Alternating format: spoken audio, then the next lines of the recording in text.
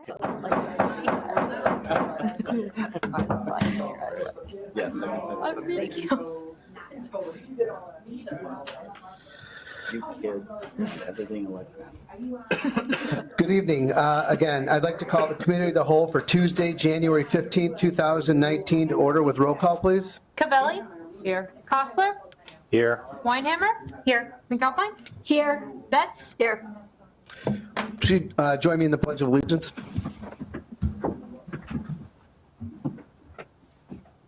I pledge allegiance to the flag of the United States of America and to the republic for which it stands, one nation, under God, indivisible, with liberty and justice for all.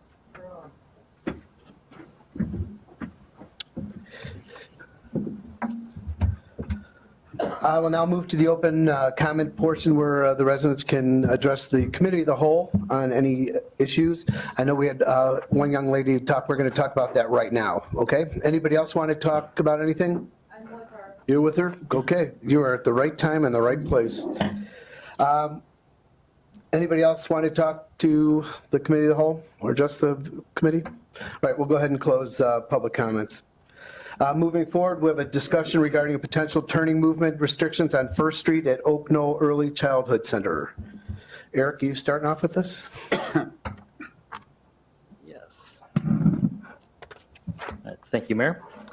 As you may have noted in the packet, the officials at School District 26 have reached out to us to inquire on our feedback on their suggestion to consider some turning movement restrictions at the new Oak Knoll Early Childhood Center. They have asked us to help them alleviate some of the efficiency and safety concerns with the drop-off and pick-off that goes on at the school. What you see there are some photos from some site visits that were conducted after talking with the school district. The main concern is that cars turning left, so southbound on First Street, into the school during these periods before school in the morning between 8 and 9, midday to an extent, when the preschool, they have 2 split sessions, morning and afternoon, when that drop off and pickup occurs, and then in the afternoon from about 3 to 4. The main concerns they cited were that cars turning left will impede traffic on southbound First Street. North is to the right on this, just to fit it in the screen. This kind of depicts some of the things that were witnessed in the site observations and the school district input. So a car turning left, attempting to turn into the school, will block southbound traffic on First, and then does cause a little bit of a congestion on First Street itself, given that most of the cars are going northbound, waiting to turn right into the parking lot, which then causes the road to be a bit narrow with so many cars moving so many different directions. Staff observations found that there have been, at least on the days observed, between 60 and 80 vehicles or so that during at least the morning and afternoon peaks were going in and out of the schools. So the queues aren't as large as some of the other schools that have multiple grades, 1 through 5 at some of the elementaries. In this case, it's just 2 half-day preschool sessions and then the all-day kindergarten session. So as I mentioned, the suggestion at the school was that this left-bound into the parking lot be restricted, and they also wanted us to at least look at and analyze the left out being restricted.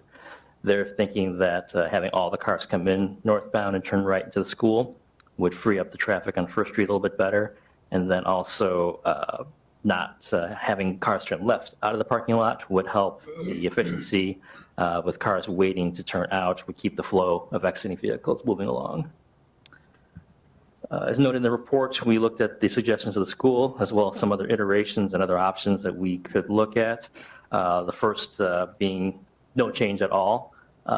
Just again, observations that we saw out there. There's not a huge volume of traffic. The queues weren't significant. The flow of traffic on First Street isn't high, but the friction of traffic that they did mention was observed, so I do concur that it does exist. Obviously, the other options that the school suggested, restricting turns in and out of the parking lot, so it'd be the southern parking lot here. We do agree, having looked at it with the police and Public Works Department, that that would help that situation.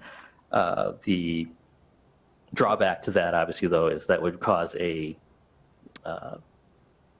travel pattern change required of some of the parents. So the ones that are, the families that are coming to drop off from the north side of town would obviously not be able to turn left in there, would have to reroute themselves to get in line to head northbound into the parking lot. So a little bit of an inconvenience for those parents there. And then also the families that are wishing to go south out of the parking lot would then have to head north and find an alternate route to get south. A couple iterations of that. We could also look at considering restricting just the outbound movement, letting that left turn continue and only restrict the outbound. That obviously doesn't clear up the congestion and the traffic friction in First Street, and the same inconvenience that the people wishing to head south would experience. Other option, the other half of that would be just to restrict the left in from First Street and don't restrict at all the outbound movements. Same results there, that the improvements to the flow of First Street traffic would be gained, and we don't inconvenience at least the people wishing to head southbound. And given the light volume of traffic on First Street during the dismissal times and drop-off times, I don't know that the left turn movement is going to slow down the dismissal process that much. And then the last option we looked at would be to restripe and add a separate left turn lane into the school and on First Street. That obviously has the drawback of being a substantially more complicated project. Not impossible, but it does carry a bigger cost compared to just the signage and ordinance that the other options had. So with that, we were looking for the committee's feedback before we get back to the school district and possibly bring an ordinance to one of the future board meetings. Our recommendation at the staff level is to consider the left turn restriction into the school only and not the outbound, and then monitor the results and make an adjustment as necessary from there. This would be consistent with some of the traffic pattern changes that at least I have in my career at another municipality have implemented at their schools, and I found that to be very successful in mitigating some of the issues there. And with that restriction, we also suggest limiting it to 8 a.m. to 4 p.m. on school days. Obviously, that's more than just their drop-off periods, but the logistics of implementing it for 3 or 4 separate 15 to 20-minute periods would make one interesting and hard to understand sign. And the traffic movements in those periods between are pretty low volume, so we don't feel it would be too much of an inconvenience. But we're looking for the committee's feedback, and then, as I mentioned, we'll get back to the school district. I discussed it with their operations director as well, giving a summary of what we're presenting this evening, and they were supportive of the proposals, but wanted to hear your feedback, and we'll go from there. Thank you. Before we get into that, I'd like to, is it Carasso? Yes. Which I'm sure the chief recognizes my name because I have been fighting the traffic on my street for 12 years. I've lived Before here we for get started, 15. could you just state your name Sure. and address for Jill the... Carasso, and I live at 735 Crest Drive. Thank you. So if you put that no left turn lane in, all of that traffic is coming down my street to get to Oak Knoll. I am 100% dead set against that. I work for the school district, so I'm fighting my own employer right now. But, and even like he said, it is such a small amount of time that First Street is getting a heavy amount of traffic, which to me is what makes sense. It's a main road. My street is not a main road. And I already deal with people cutting through to go to 14. I deal with the high schoolers driving through there like absolute lunatics. I deal with the parents at Toka who drive like lunatics. I have contacted that school. I have contacted the village. I have contacted I've been fighting this issue for years, and now you're going to push 80 more cars down my street. Because the only way for those people to come through to get to Oak Knoll, they're going to go down Crest, to go down Sunset, to go up First, if you don't let them make that left turn. We don't need any more traffic. We are a neighborhood. It is not a main street. And then the traffic's going to increase on Margaret, which Mr. Kostler lives on. So his street's going to be affected. If you drive through this village, at any time there is school, every school has traffic. It's part of what it is. So to push that traffic through a neighborhood instead of keeping the traffic on the main roads makes absolutely no sense. The other thing is, after getting some feedback from people who have kids that go there, one of the issues which needs to be discussed would be with the school district in general. From my understanding, drop-off procedures are not being followed. Parents are getting out of their cars to let their kids out, to open the doors, and they have been told not to do this. The parents are supposed to pull in, let their child get out of the car, and then pull away. It's like that at any school. Three Oaks, the junior high, Deer Path. But from my understanding here at Oak Knoll, and I get it, the kids are young, but my kids did it when they were in kindergarten. I went through the lane, they opened the door, they got out themselves.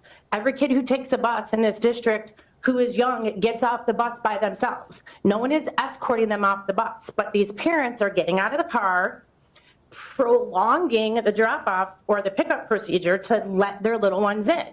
And so the principal, it's her responsibility to make sure the rules are being followed by the parents. The teachers that are out there doing bus duty, because they are. I do bus duty every single Tuesday at the junior high. Come on by, see how smooth it goes. Because we make the parents listen. So I think part of the issue, before you just recommend not allowing traffic to go left there and you're going to push all this traffic into my neighborhood, how about having the parents and the principal and all that deal with the parents whose kids are being dropped off and have them follow the rules that have been set by the school, because they're not doing that. And that's per people who drop their kid off that are frustrated with the parents who aren't following the rules.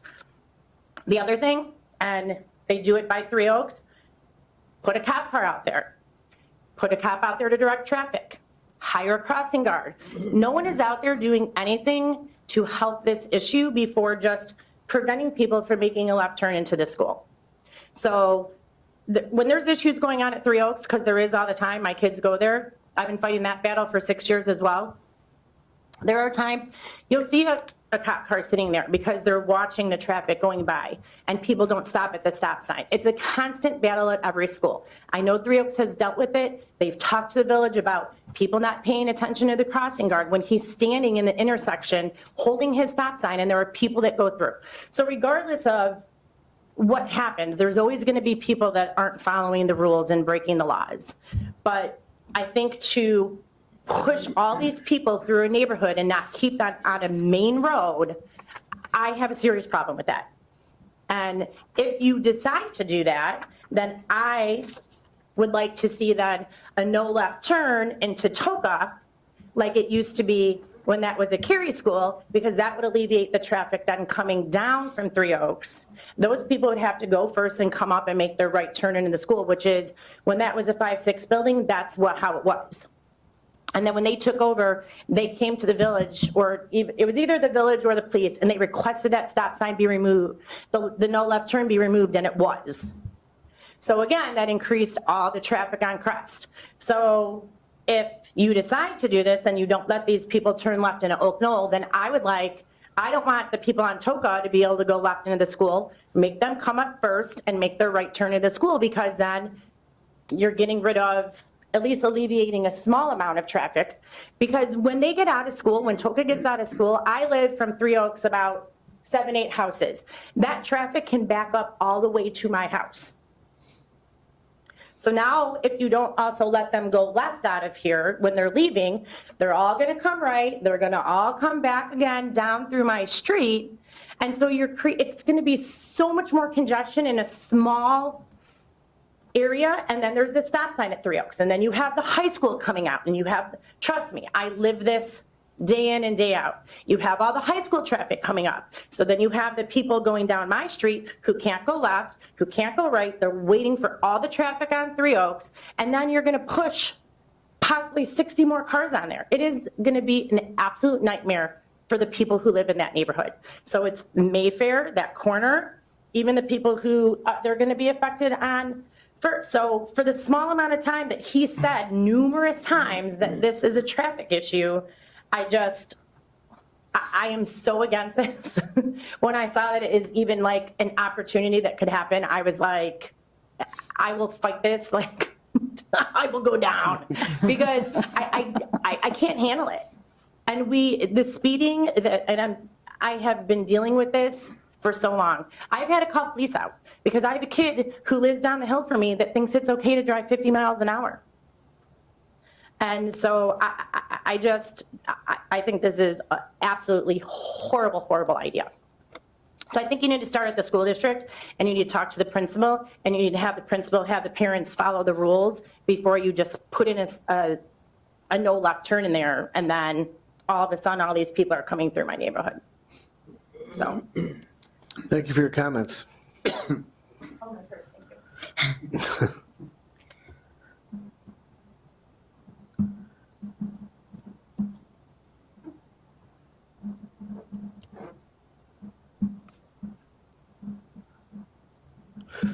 Okay, is there anybody else that would like to address yeah, come on up.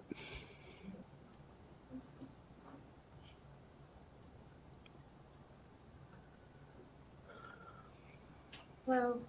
You just state your name and address, please. Kasia Prantelos, 136 West Margaret Terrace. So I live on the corner of West Margaret and Eldon, and I have 4 kids that go to 4 different schools. I have kids at Oak Knoll, Three Oaks, Cary Junior High, and the high school.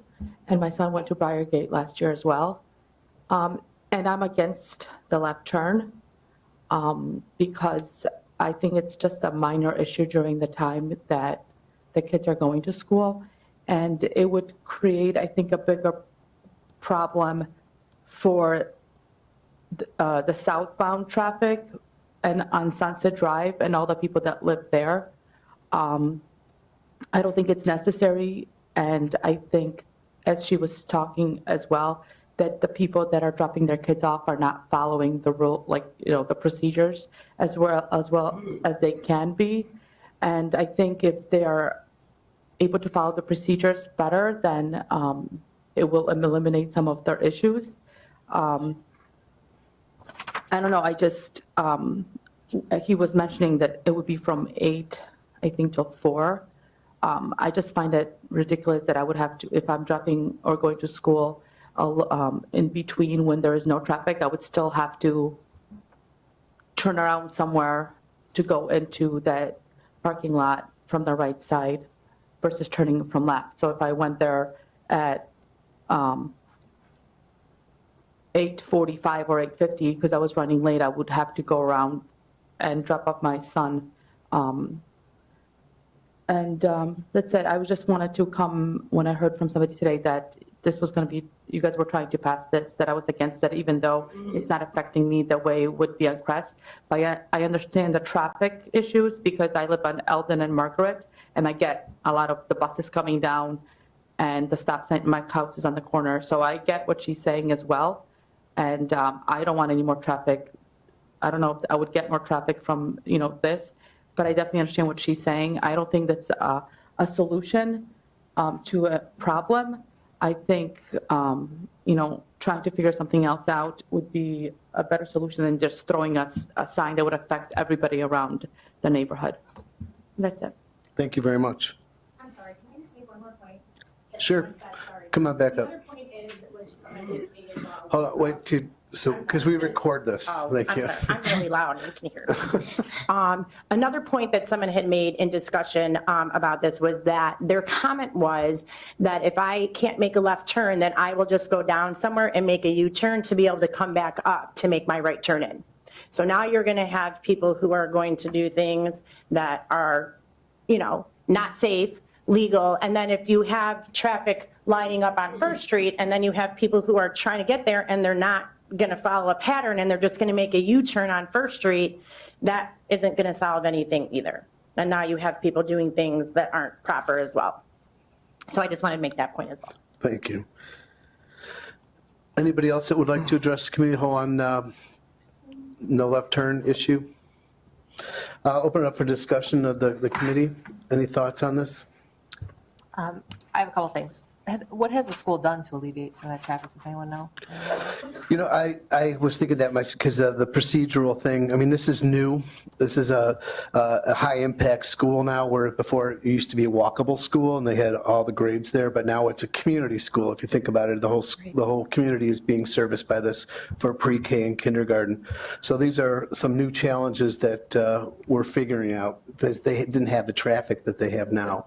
Are school officials out there kind of guiding and directing traffic through? They are not guiding traffic, at least in the 2 times I was out there observing. They are, their staff is out there at the actual pickup point and the drop-off point where the kids leave a car and leave the vehicles.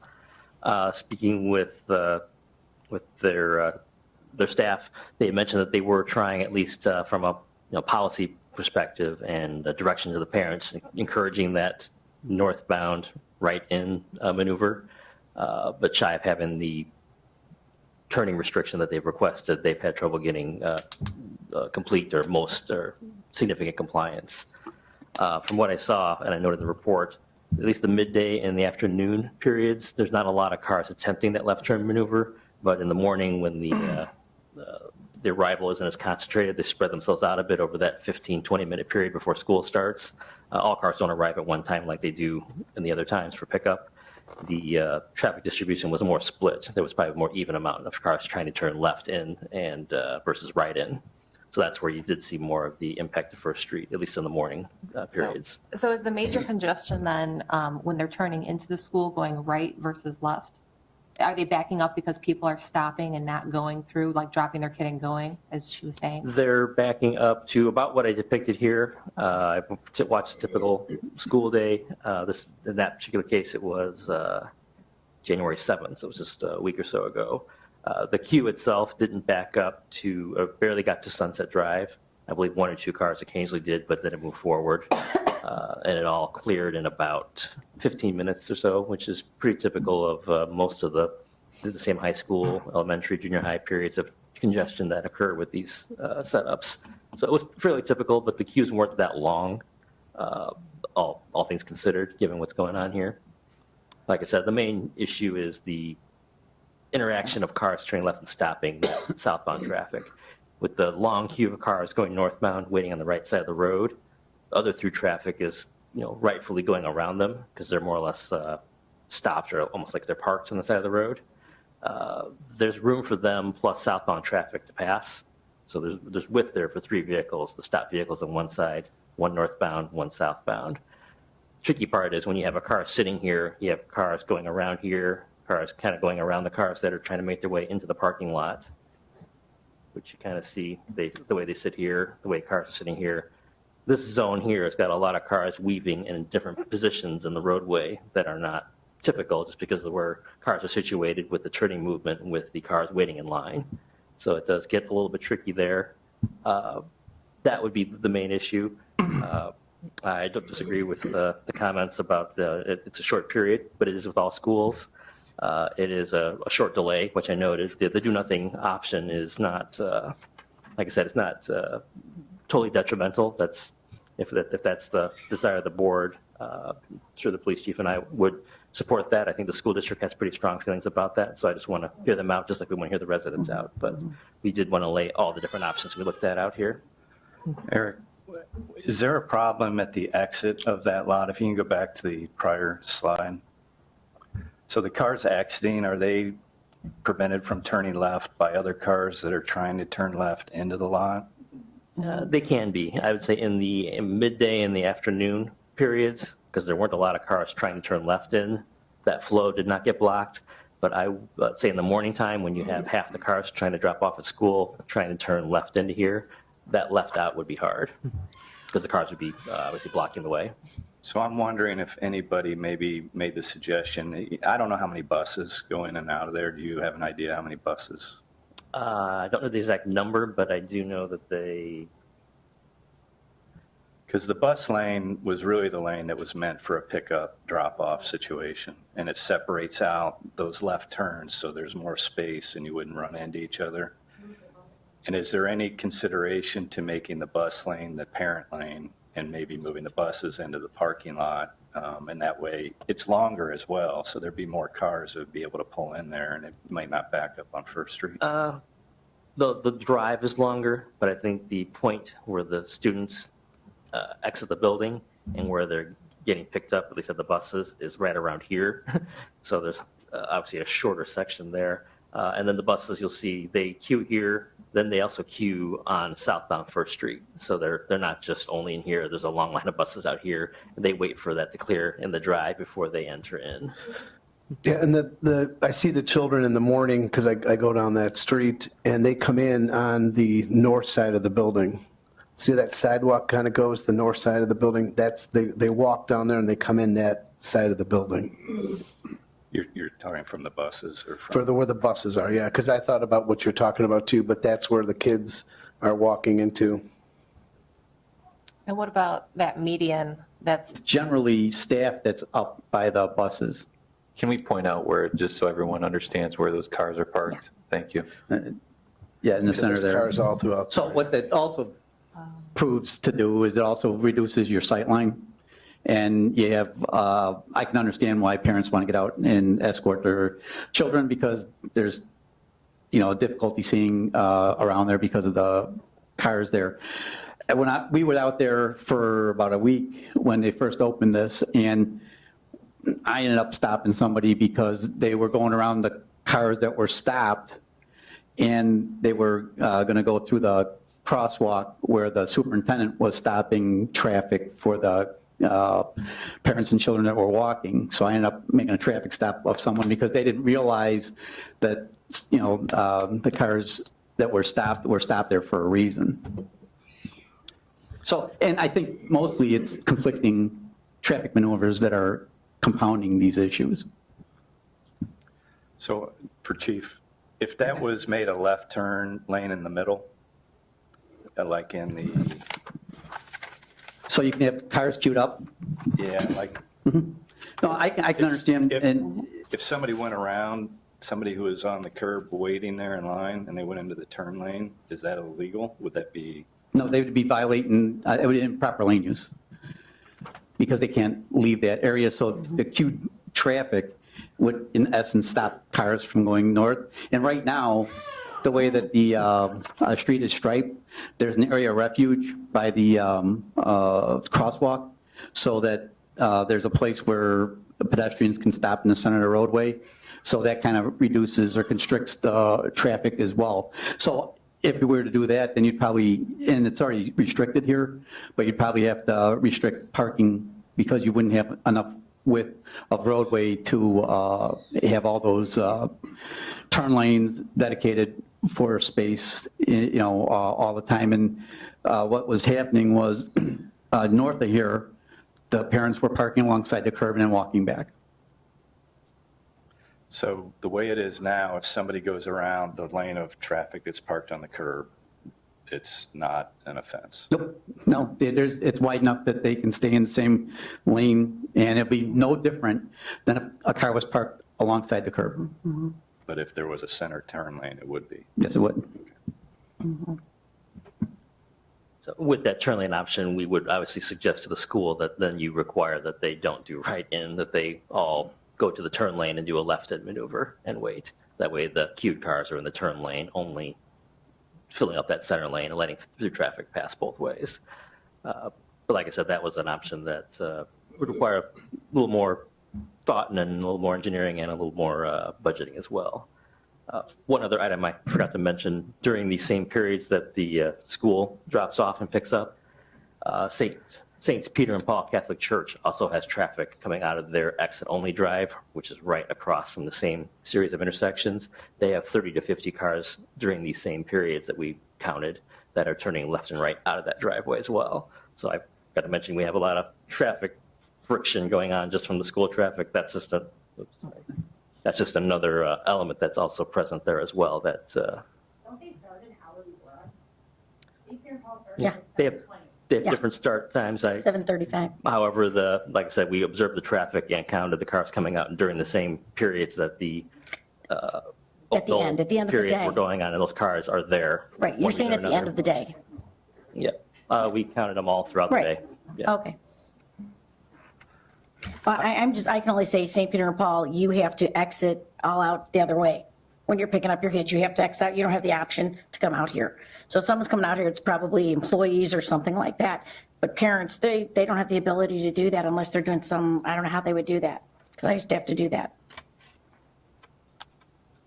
I think some of it is, dare I say, growing pains when you're starting something brand new and you're trying to figure out how to make it work. I'd be curious what direction the school is giving to the parents. So I think we need to find that out. Is the school saying things like, you are not to make a left-hand turn when you leave? I mean, I want to know what direction are they giving to their parents as they're dropping off. And I think we need to look at that first before we just go and make a change that perhaps is not needed, or I know it's a little bit difficult here, but it's trying to get a flow. It's trying to get a traffic flow established for a new school. And number one priority is safety. I would think everybody here agrees that the main thing is to make sure everyone is safe. But I don't think we have enough information yet to know exactly what is the school, what are their directions that they're giving to their parents, and are they adhering to them? And then saying, are we still having the problem if they're abiding by the rules and seeing where we're at here? I don't want to make a quick decision that may or may not be necessary. I mean, I want to make one if we need to, and if we don't, then I don't want to. I'm not trying to be wishy-washy. I'm just saying I think we need a little bit more information. If you got the information you can get, I think we need more information from the school is what I'm getting at. Yeah, I'd like to see the school attempt to better direct the traffic flow out of there. Having staff out there in the mornings or whenever these times occur, out there actually helping, because I agree. I think it's a new situation, and I think it's a learning curve. Yeah. I mean, you can go to the high school, and I can give you a great example.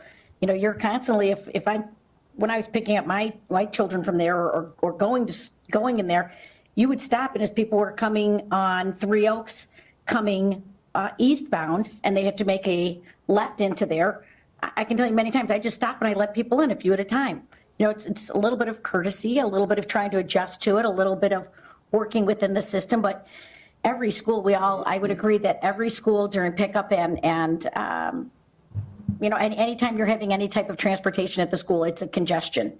There's a congestion issue, so it's trying to work within it a little bit.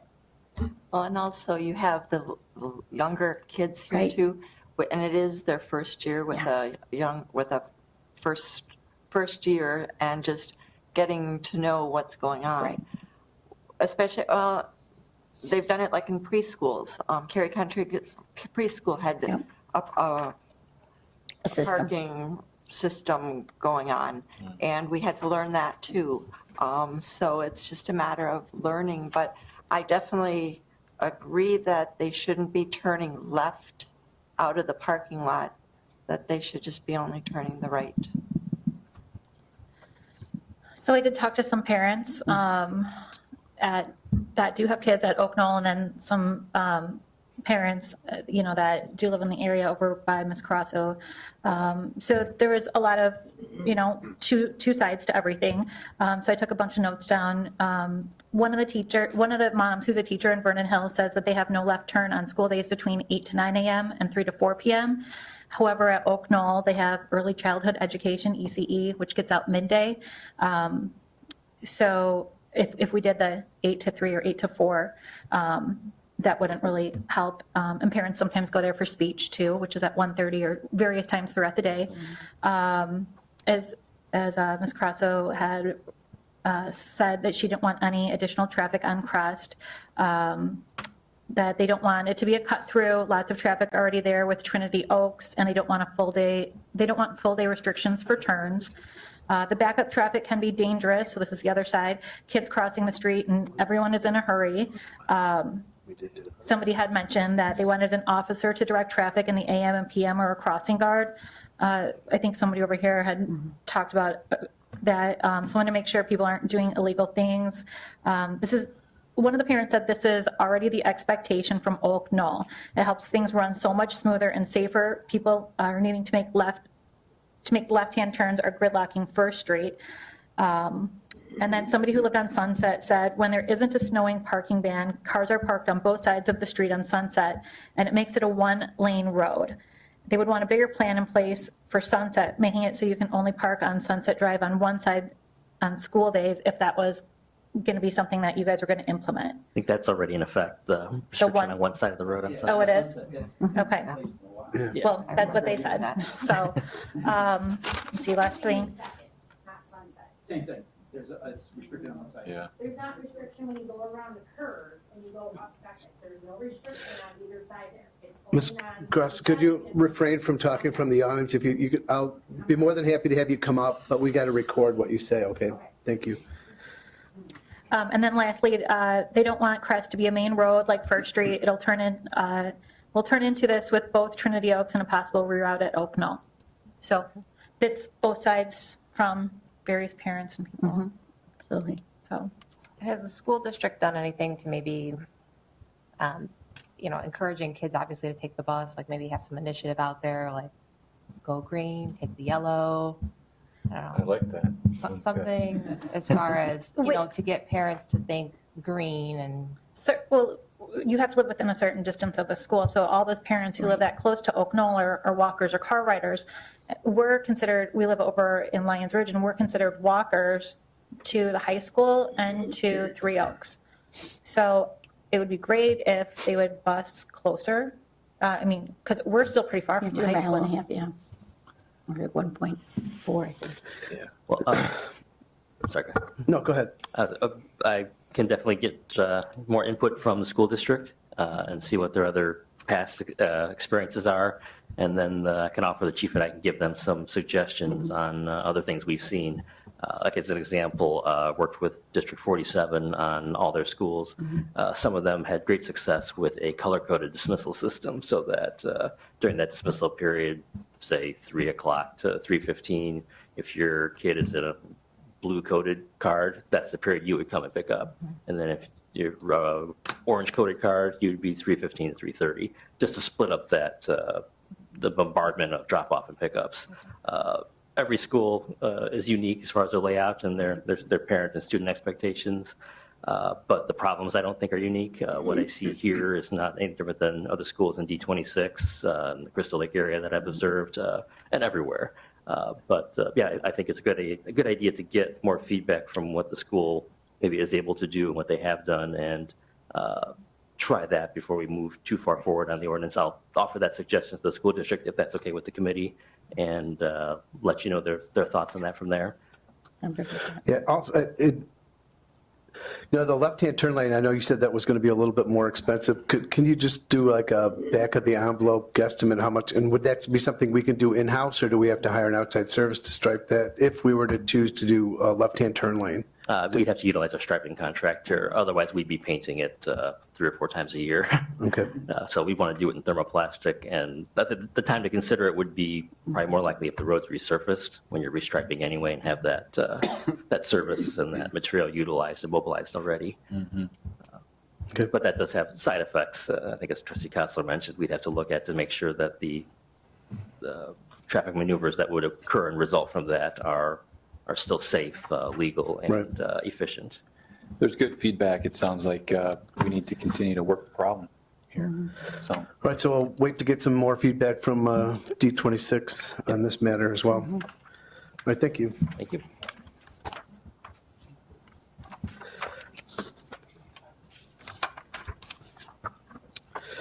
Moving on to public comment policy. Mayor, Village Board, we've had several discussions here previously, as you're all aware, related to a public comment policy. Village staff does believe strongly that the village needs to have a public comment policy here to provide guidance, consistency, reasonable standards, clarity for residents, customers that want to address the village board, make sure that everyone's all on the same page about what the policy is. So we had discussions going back 2016 and had 4 other meetings where we reviewed a public comment policy in 2017 and just didn't agree on any of the language that we had here. Trustee Weinhammer had asked to revisit this. Staff has included in your packet the previous discussions that we've had with the village board related to this. There isn't a right way or wrong way really to put this together. There's going to be a lot of variations from community to community.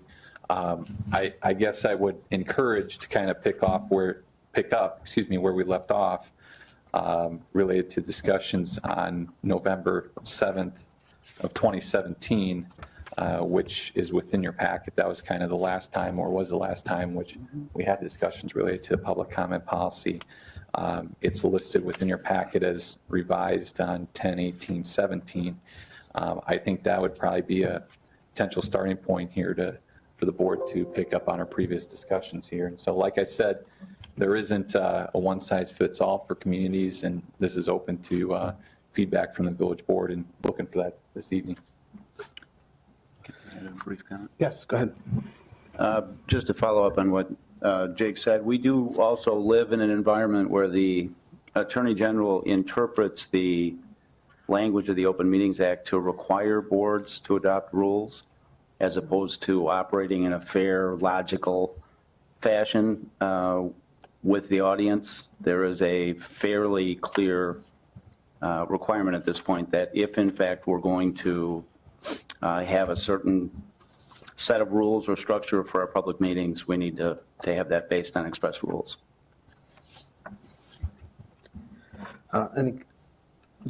Trustee Weinhammer, did you want to start the conversation? Sure, I'm looking, and maybe somebody can help me. What page are the options on, or exhibit? You said It's November. Exhibit B, revised 10/18/17. Thank you. I know, I don't see it right here, but when I was looking through this, I did like number 1, where, I don't see it right now, but the option number 1, when we were going through it, I spoke with Trustee Kraus before the meeting, and he stated that that was also his preference as well. What I, Is it? Say number 1. When we had that, you guys were going through, like, there was different proposals for the public meeting, like different policies. There's 4 different ones that we could have chosen from. It was the first one, I'm looking for it on here, I didn't highlight it, that I liked.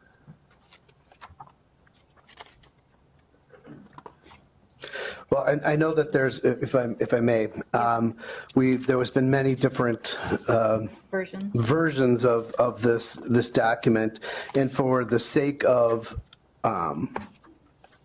just having the continuity flow with this, if we could all refer to Exhibit B, which states it's revised on October 10th, 2017. I'd like to use that as the template. It seems to have hit. Which one?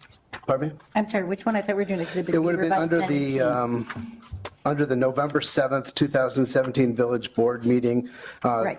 the Exhibit B part. If you go to the revised Village of Cary 1018? public comment policy, yes.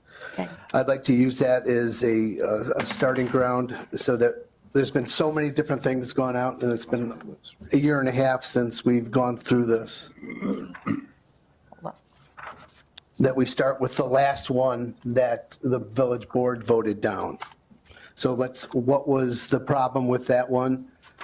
And let's make some corrections so we can move forward. Because I've asked for this since, I believe it was in 2016 or 2017 that I asked this, so that we could have something on file for public meetings, so that we have a procedure in place. Right. There's 5. So just so we make sure we're all looking at the same one, because there's 2 Exhibit Bs. So the one that was revised 10/18/17? Correct. Okay. Got that one. Do you ladies down there have the revised 10/18/17? I do, Jen, do you want it? I'm scrolling through all. Yeah, I got 10/18/17. Page 15. Here. I don't think I have it.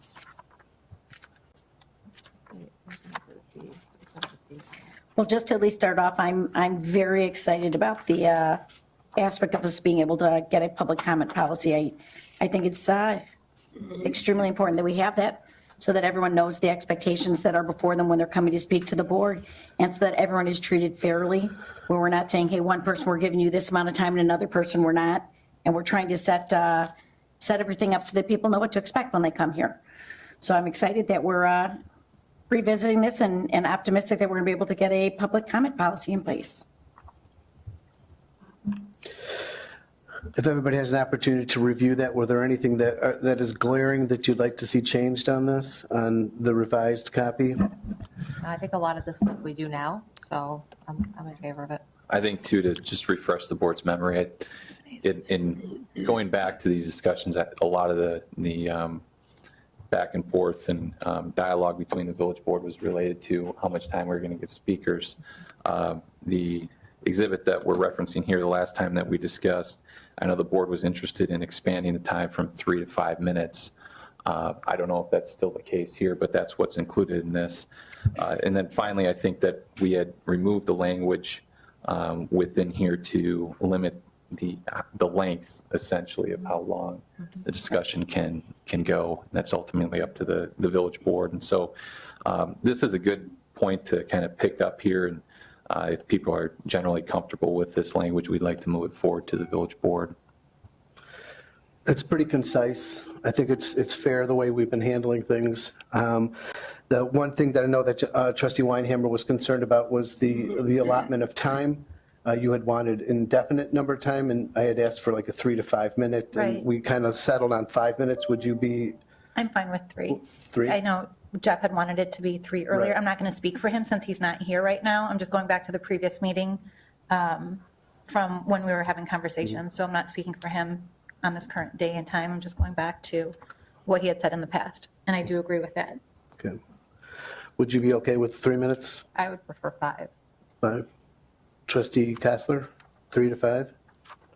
I want to look over it more because I wasn't sure which version we were going after here. And now that I know which version, I'd like to look at it a little more. But as far as 3 or 5, I'm good with 5. I'd like people to have the opportunity to say what they want to say. I understand, but I'd say most people that come and address the village board are well within the 3 minutes. And I think I'm pretty lenient when it comes to allowing people to speak multiple times, and if it's relevant to the conversation. And at any given time, the village board could ask for an extension for whatever circumstances we have, say, well, maybe we'll let these individuals speak a little bit longer on things. And I am typically accommodating of that when it comes to having the meetings.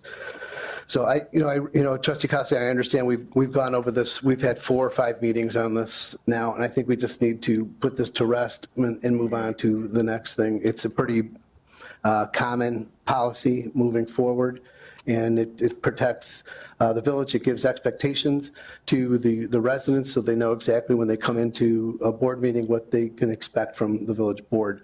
So I would like to just move this forward, put this on the next I didn't consent speak out agenda. against it, Mayor. I was just saying, you asked me if it was 3 or 5 minutes, and I said 5. But and I hadn't had an opportune time to look over the whole thing, and that doesn't mean I'm against anything. I just want to look at it.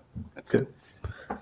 Well, I'm fine with 5 minutes. I would prefer 3, but 5 minutes is fine. Most people finish well within that. Did we have 3 down here? You had, on Exhibit A, you had 3. Well, for you, Trustee Yes, ma'am. Weinhammer and Trustee McAlpine, were you 3 minutes? I was at 3. Okay. Trustee McAlpine. We got 5. We can do 4. It's fine. I was going to say that. I'm good So- with 3, 4.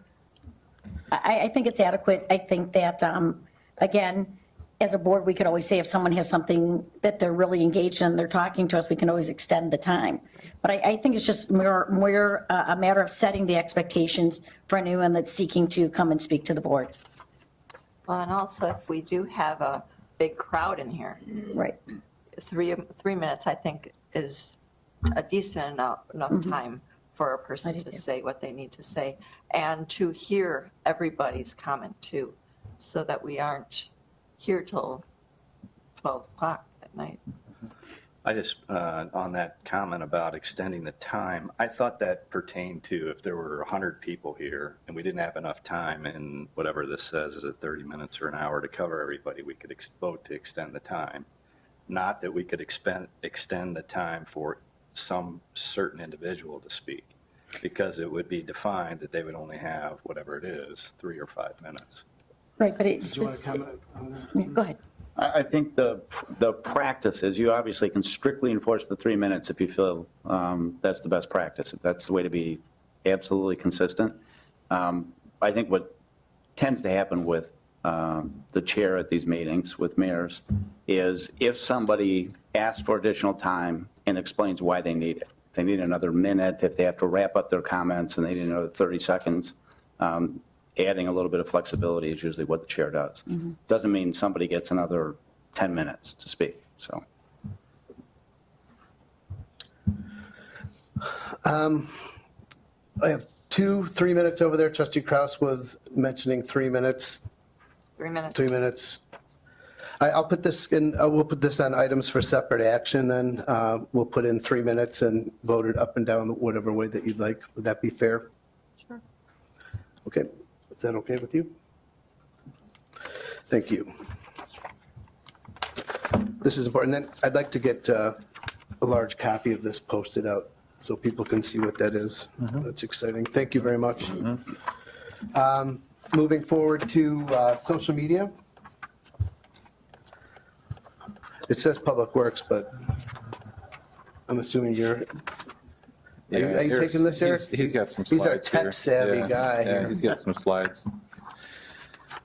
Mayor, Village Board at our, let's see, December 4th Committee of the Whole meeting, we had some discussion related to engaging the public, how we utilize existing outreach tools such as our website, Textcaster, messages through our water and sewer bills, and our Cary News Weekly, our email blast. The Village Board had general discussion related to that. I think there was some interest from some folks here to potentially look at a social media option here, Facebook specifically. There was also a request that we had to look at various apps from our website provider and the cost related to that. We've included in the board report here the cost. Director Morimoto and management analyst Sage had looked into these costs, and for the app we'd be looking at approximately one-time costs of approximately $7,500 to develop the app, with annual ongoing costs for the maintenance of the app. With that, it would provide us and our residents with the ability to directly access our website in a web-friendly manner. Given those costs, we're not recommending to proceed with that. We also looked at another option here to make our website more mobile friendly, and that would be to do a complete redesign. The redesign of the website would be at a cost of approximately $11,000. We did the redesign of the website plus or minus 4 or 5 years ago. We're probably getting close to looking at this in the future, not saying that this is imminent or we need to do it this next year, but would like to look at that within the next few years. So we made some changes here to our website, which Director Morimoto is providing and showing you here. We've gone more to given the committee's feedback, more to a blog style or Facebook style setting here, where for various updates, whether it's the Village of Cary News or police, various projects, you can get information on any of these items more in this Facebook style or blog style posting here. And so we wanted to provide this illustration to the committee of the whole so you understand what our website is providing here now. But again, get your feedback, hear more about the use of social media or any other outreach tools that you're interested in us exploring or providing to our customers.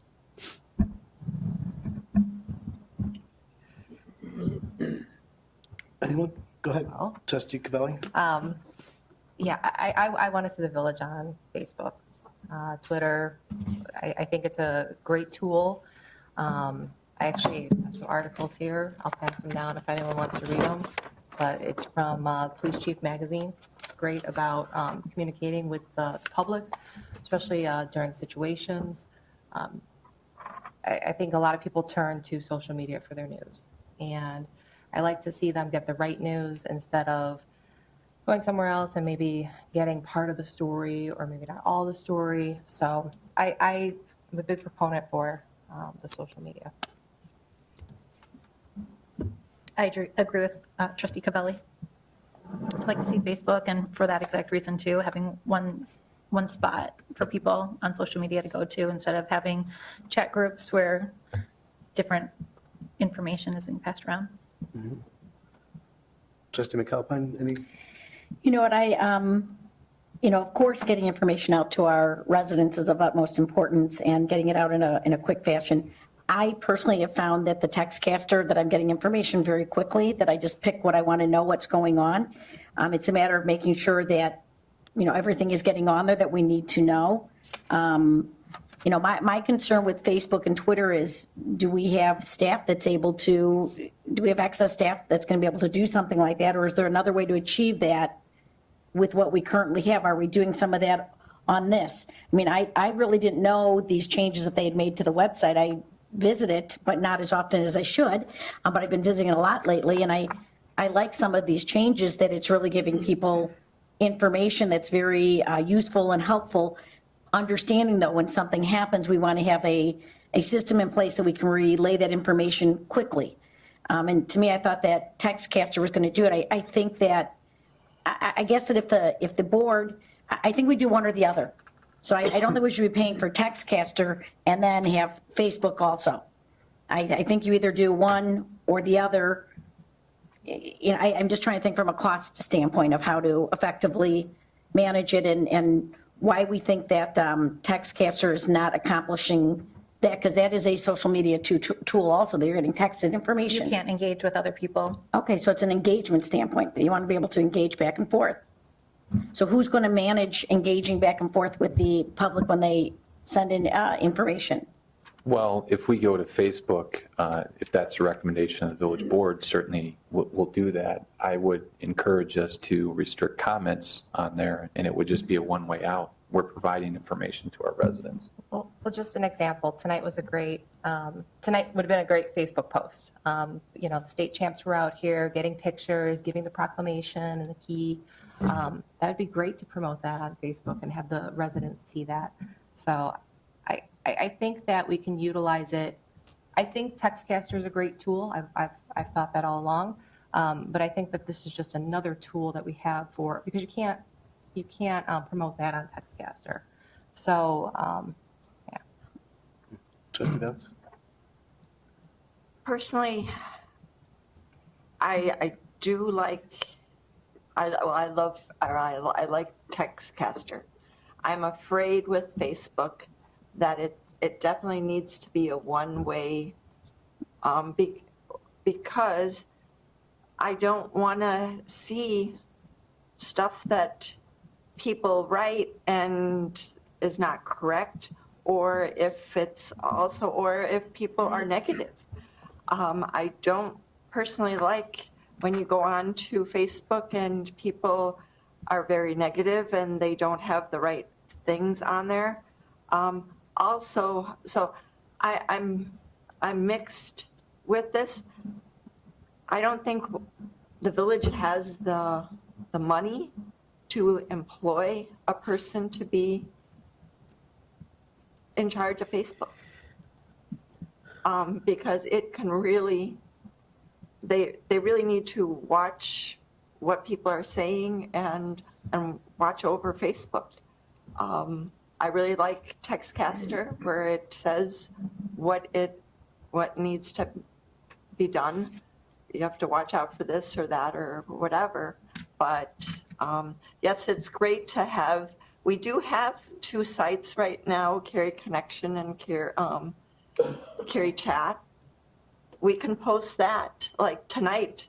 If somebody would have had taken pictures, that we could get to the people that are in charge of those 2 sites, that we put pictures, good pictures, positive pictures of Carrie on those sites.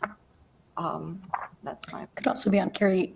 A great example for today would be, it could also appear on the Carrie News Weekly that comes out weekly, where you have a picture of it, or you throw it on. If we have some rotating pictures, don't we have the ability to have rotating pictures on the current website? We have that, correct?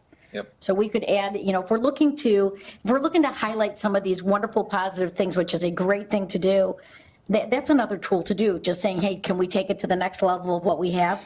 Again, I'm trying to figure out if it's a timing issue with getting out information, which is very important.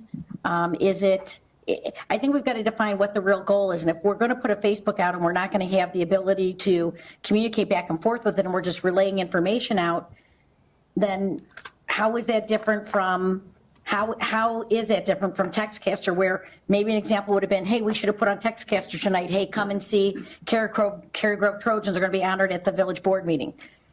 Can we, you know, I'm. Well, we do our best to get the information Yeah. out here, but we don't have full-time staff No, I members. know. We got limited staff, limited resources. It's not in the budget right now to staff this. We do the best with what we have. Talked to the board about that numerous times. I understand people may disagree with that, and that's fine.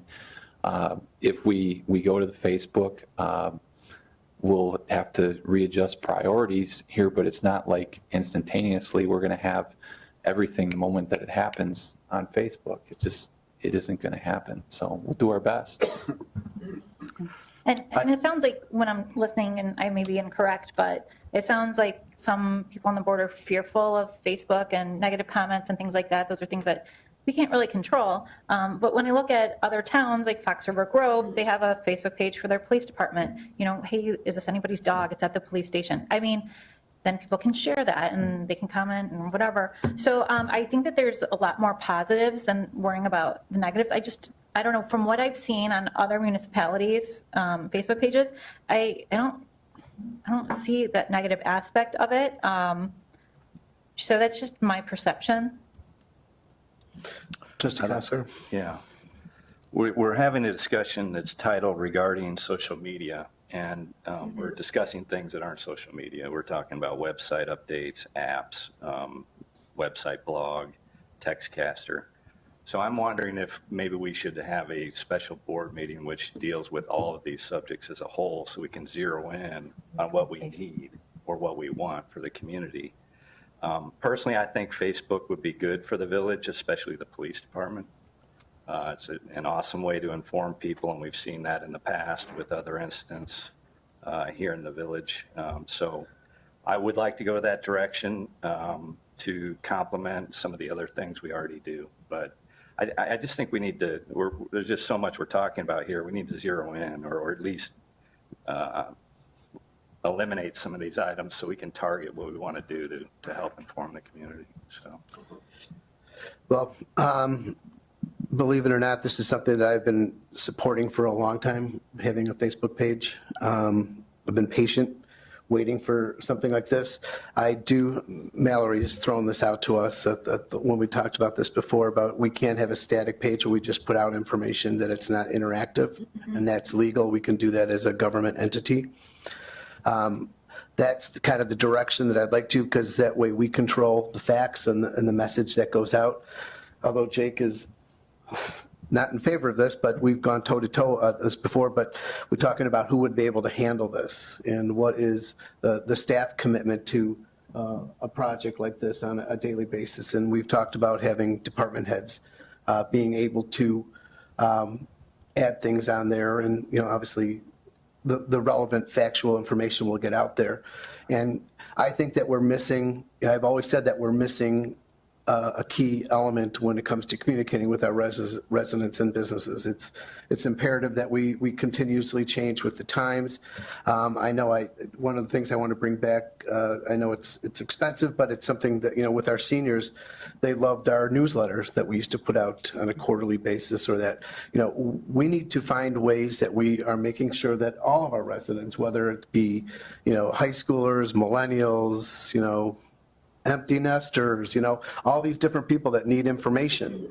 Where's the best way for them to get this information? And I like the idea of Facebook because although I'm learning to use it a little bit more, becoming a little bit more astute when it comes to that, because that seems to be the way people are communicating. But I think it's important that we push out the right information, and we can control the message with facts. And for instance, like we've talked about this with the police department, if there's an incident in town, you just post something on there. I think you'll hit more people with that than with a Textcaster that would have to send a link, that they'd have to click on the link to send to our website. Our website's awesome. I've been spending a lot of time comparing other municipal websites, and I think ours is quite comparable to a lot of them that are out there. There's a lot of information on there, but how do you drive the community back to a Facebook, back to a website, when people are kind of using that as like, you back of they don't go there all the time anymore. That's not where they're getting their information. So I would be willing to try it and see how this goes. I think it would be a good thing for the village, Karen. I've been, a champion of this, hopefully, for a long time, thinking this would move us to the next level. Right, Jake? We love talking about it. We do. But again, it's getting the message out, getting the right vehicle to the right group with the concise, factual information. That is what our goal should be. I would be supportive if we had it as static. If it was static and we're not looking to interact. My concern was interacting, and not in a negative way, but just that we don't have the staff to be able to be constantly engaging in a quick response to residents. If it's a tool that's used to get information out there, I'm absolutely 100% for it. So again, talking with some of these other social media things we have, we do, I love the Textcaster. I think we do an outstanding job getting information out there with Textcaster, but this will just really kind of enhance the communication that we have and get more people involved. We can publicize the Cary News Weekly, where we can get more people involved in that as well. Because that's when you start telling people that have no idea that we have a weekly news blog that goes out, and you get them to sign up, they're like new people. They're like, wow, we had no idea all this stuff was going on. So again, it's up to us to get that message out there. It sounds like there's a majority of the village board that's interested in pursuing a Facebook option. Is that fair to say? Yes. Yeah. Okay. I do want to go back and evaluate some of these other tools that we do. Obviously, our website, Textcaster, Cary News Weekly, messages on water and sewer, and Facebook, just to see if we're doing too much, too little, things of that nature. Come back and talk to the committee about it. We'll obviously recommend a policy here too. I think that our employee handbook briefly touches on a social media policy. But we'll have to expand that much greater, and want to bring that back to the village board for consideration. So that's what staff will work on, put together a policy here and provide further feedback for you. Okay? Perfect. All right. Any other comments on that? Thank you. Moving on to potential police station, village hall space needs analysis and facility evaluation services.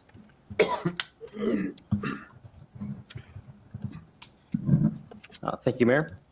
As the village board and committee is aware from our past budget and committee discussions and capital improvement program discussions, the staff has been evaluating our needs with regards to our capital improvements on Village Hall, this building here. As you know, it is a building that had many different uses dating back to the Hertz families, the Curtis Candy Company ownership, and the private side over to a public library, and the condition you see today. Many of the current operational challenges that are experienced here primarily focus over the police department, which the chief, I'm sure you're aware, but could go into as well.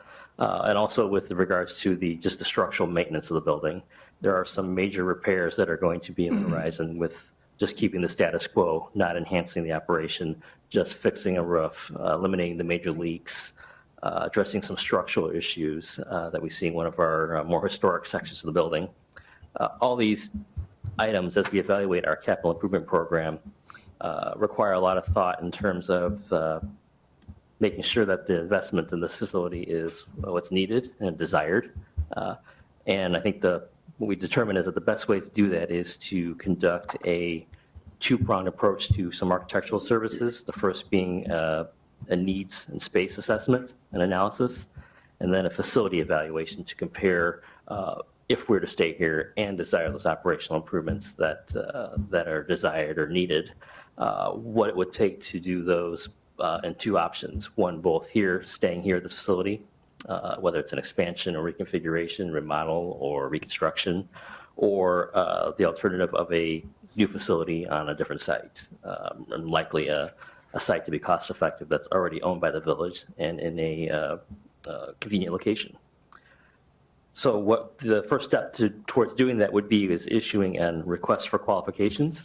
to determine a consultant that can provide those services for those first two phases, the needs analysis and the facility evaluations. So if it's desired by the committee, we could start that process so that come the second village board meeting in May, we could have the results of that RFQ selection process and give a recommendation for a consultant and a contract to commence those that process and get those services started. With that, I can answer any questions along with Administrator Reif. And we just to add, the Village of Cary's been talking about this for probably over 20 years of what to do with this building. It's time to get some information so that the village board can make a thoughtful, informed decision about what we do. And this is essentially a long-term commitment. But the time is now. The board has made great decisions here to save for this. The first part of this is, as Director Morimoto mentioned, was just a phase 1 and phase 2, where we have the architect go out, hopefully find someone here to provide analysis, provide information, and provide a presentation to the village board so that you can make an informed decision. And in the spirit of a CIP and a budget process, this analysis would give you the information and the details. This is the physical need, this is the size, the physical cost estimate, so that you can make those decisions with the most information behind you as possible. What happens if we don't do this analysis? That we wouldn't go out for an architect here and just stay as is? Yeah, that's what I'm asking. I mean, I think the whole board is aware that there are issues with this building. That's not, I'm not saying ignore it, but Yeah. what I'm getting at here is, are we getting more to the point where we need to make a decision as to just bailing from this building and planning on something else? This provides us guidance to make those decisions here. Right, but at a pretty significant cost. To do the phase 1, phase 2 component? Yeah. Yeah, plus or minus, again, we don't know what it's going to be, but plus or minus 40,000 is what I've told trustees. But we don't know what that number is until we go out to the community, the architectural community, and ask them here. And one part of the needs analysis, they'll come in and look at our entire operation. And they're going to say what works, what don't. And if we do choose to move to a new location, they'll know exactly what we need. So we're not overbuilding, we're not underbuilding. They'll take all those things into consideration. So we have to be, this is something we've been talking about for a long time. We've got money earmarked for this to start the process. I think it's a good way to move forward. This building is we have a lot of issues. We got a lot of pending structural problems that you're all well aware of, and we need to decide what we want to do. And they'll look at our building the way it is now and what a potential new building would be. There's no guarantee that we're leaving this building.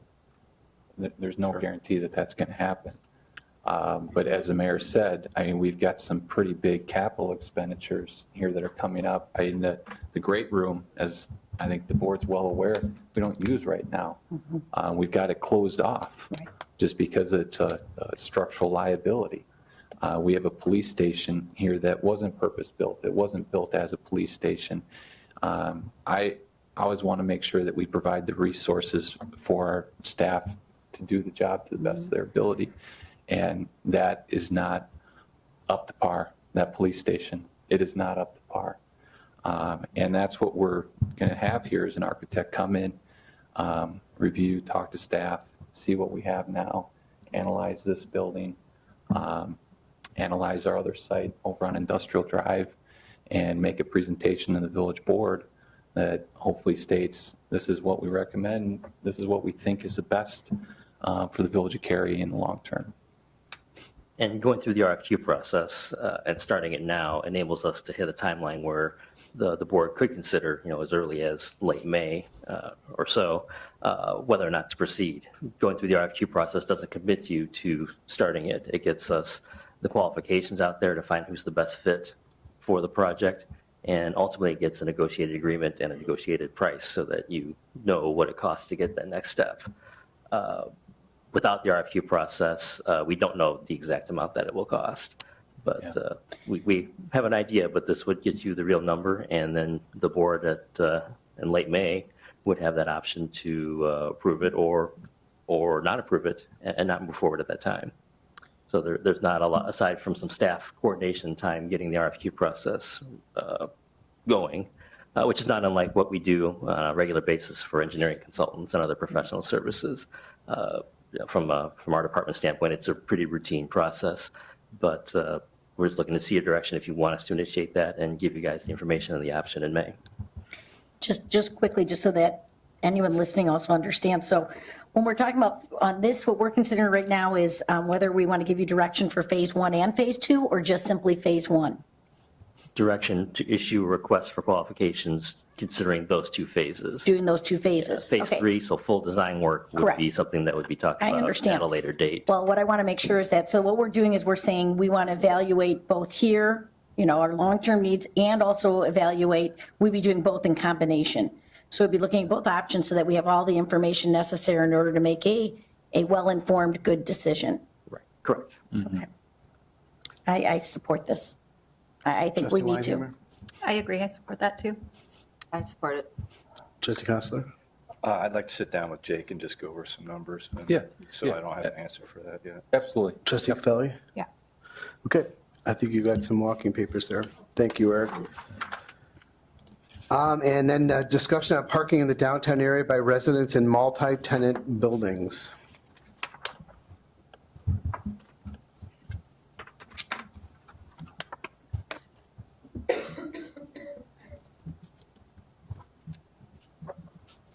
I get to end this on a real exciting note, I guess. So what we're talking about here is 2 specific areas, and these are the 2 areas that we're talking about, is 2 buildings that exist in 2 quadrants of the downtown area, one at Spring and Cary Street, and one at High and Main. They're multi-tenant facilities or buildings. The building at 203 West Main Street that we'll talk about a little bit has no off-street parking whatsoever. So, and then the building at Cary Street and Spring Street has 4 parking spots, but 8 tenants, or 8 Tenants. units. So Units, yeah. this is just kind of an overview in regards to what we're talking here. The Cary Street and Spring Street building, as you can see there's 1, 2, 3, 4 entrances to this building, and I'll show you some additional pictures in a moment in regards to its existence from the street level.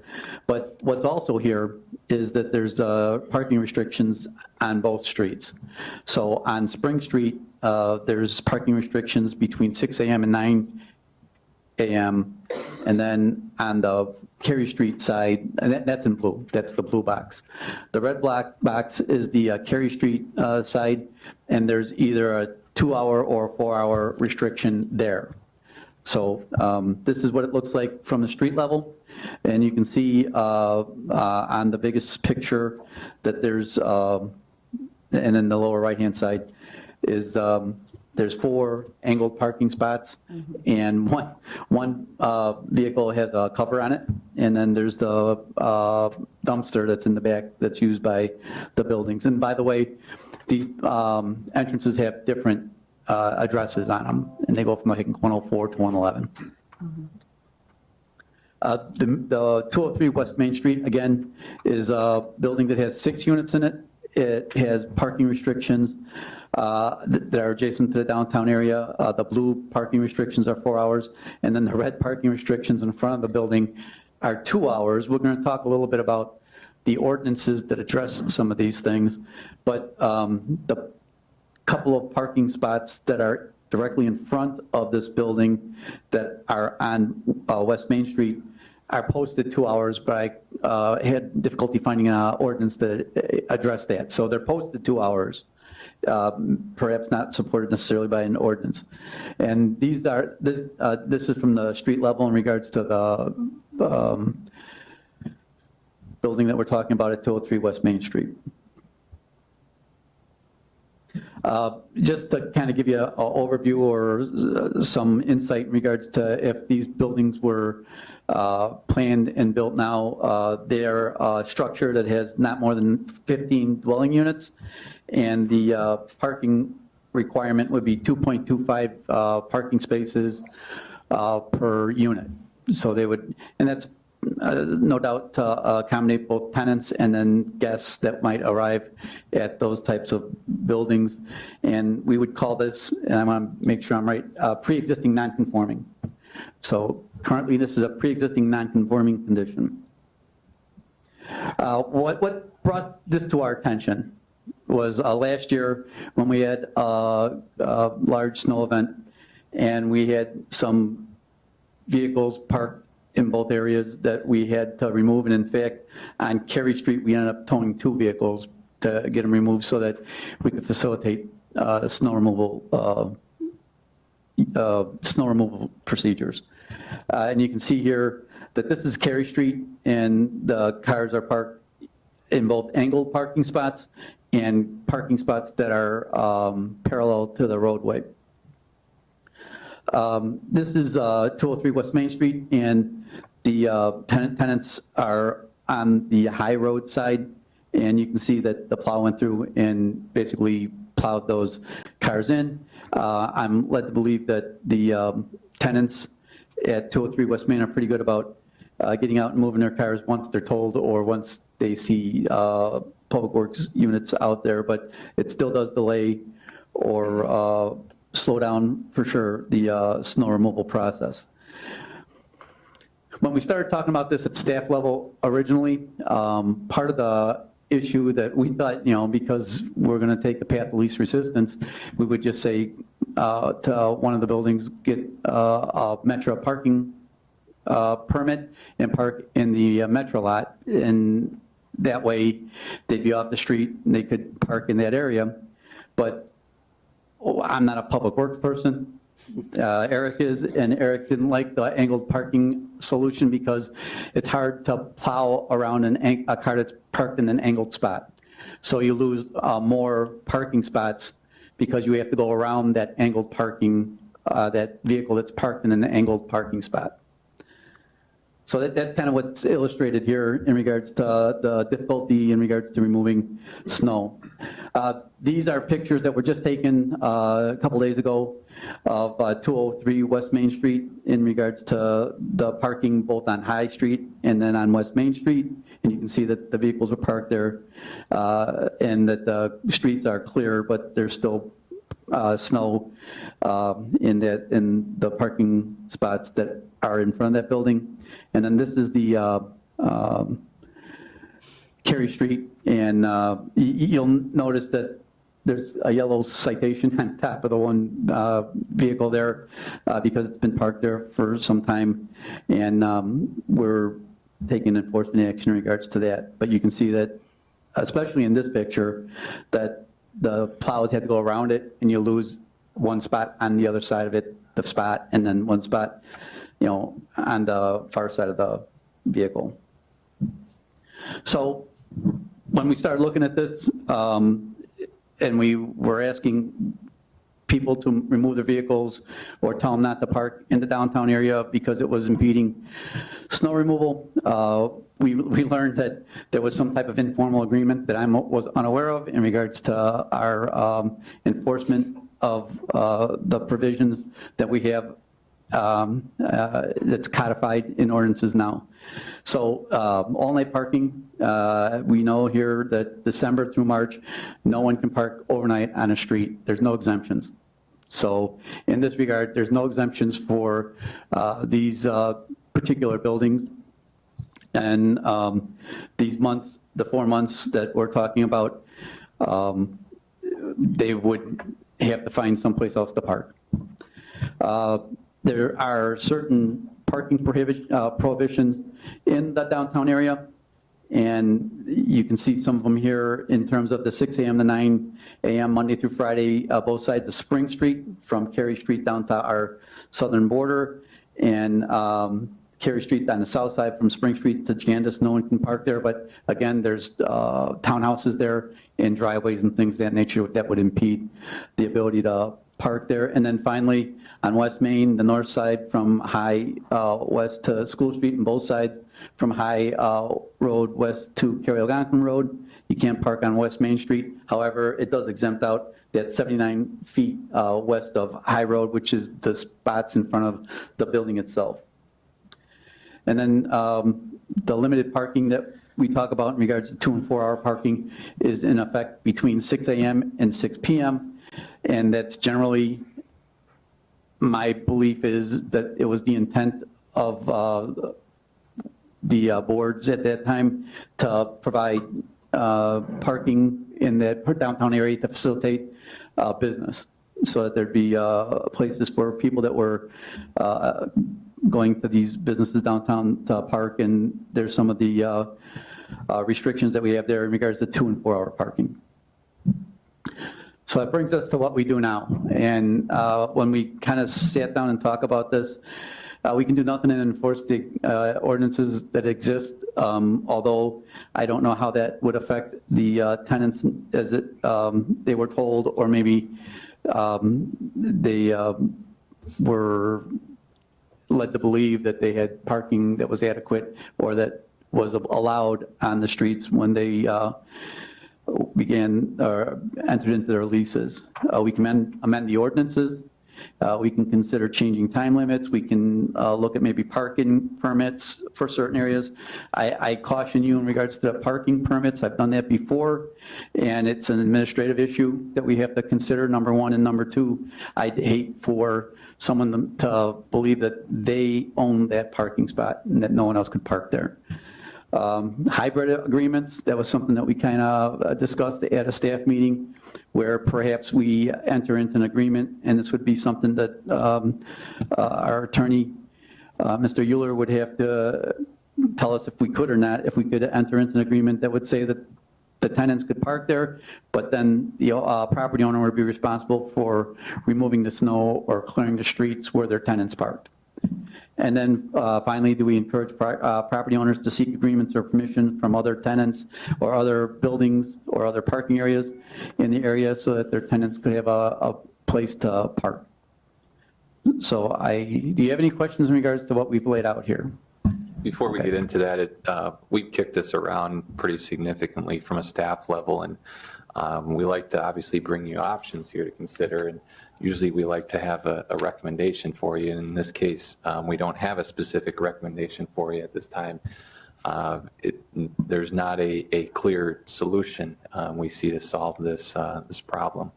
But we wanted to kick it off and have kind of initial discussion with the village board and see if there was any feedback that you had related on this matter, or guidance for village staff. And I will also tell you that Deputy Chief Nadenoff has had some discussions with the property owners of both 203 West Main Street and Cary and Spring Street, that building additionally, and they're aware that we're trying to work into some type of solution.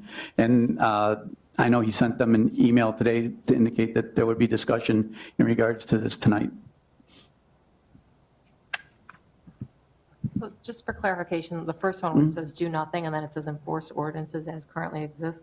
So in other words, doing what you're doing now. So if you get called out there, you would ticket them or remove it by Correct. towing it. Okay. And I will tell you, last year, we haven't had this condition this year so far, but last year we ended up towing 3 cars to facilitate snow removal. 2 of them were on Cary Street and 1 was on Glengarry. So we towed 2 vehicles, and when we tow them, we incur some costs, number one, and then number two, we don't send them because the ordinances that we have to operate under don't allow us to take the vehicle and have it stored at the tow facility. We have to relocate it someplace on village property, so we ended up bringing them down to the Public Works garage.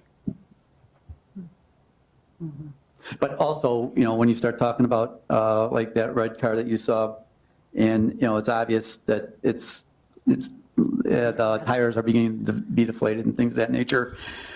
There's certain procedures that you have to follow in regards to removal vehicles.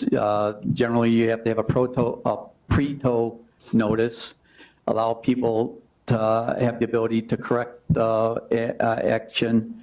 You tow it, and then you have a post-tow notice where they have a hearing because they're entitled to due process because we're actually taking their property. I do that well? Okay. Also, I don't like that first option because, I mean, it's not working for you guys, it seems like. So can you go back to the option? Sure. Look. I think probably, in my opinion, the good one to start with is probably the last one. Encouraging property owners to seek agreements and permissions for their tenants to use other private parking lots. And maybe it's the village helping facilitate some of those discussions and maybe recognizing areas that they could go to for that agreement. Yeah, and on that note, the property on High Street, is there room on that lot on the south side of it for more parking? It's at this point that I will turn it over to Eric Morimoto because he has that solution at one time. Yes, that property, we at least at a very conceptual level. Oops. You had it. Yeah, the property does extend relatively far south. There's room conceivably without taking up the entire lot to add about 6 to 7 spaces that would be pretty much 90-degree spaces just past the sidewalk on the private property. You would lose 3 spaces on street because you would obviously have to depress the curb to allow access to those spaces. But in doing so, you obviously free up 6 to 7 or a net of 4 or 5 on-street spaces that no longer have the condition that we're dealing with. Was that discussed with the owner? We'll seek this discussion first before we take those next measures.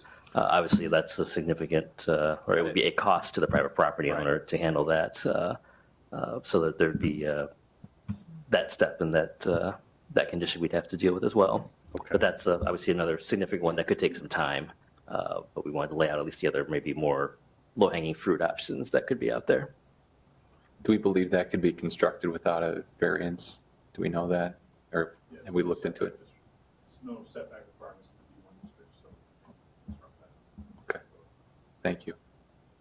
And then as far as the Spring Street property, where would be, the nearest private lot that they may be able to park at overnight?